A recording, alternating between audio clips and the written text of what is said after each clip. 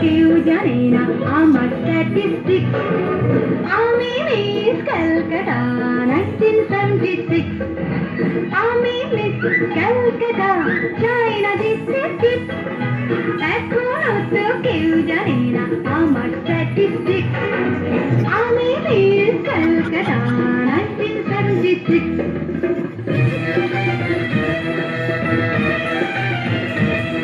আমি হরিয়ানা থেকে মিলিদানা হয়ে চণ্ডীগড়ে রানী, উড়ে এসে জুড়ে বসে খেতে বড় ভালোবাসি বাংলা দেশের পানি।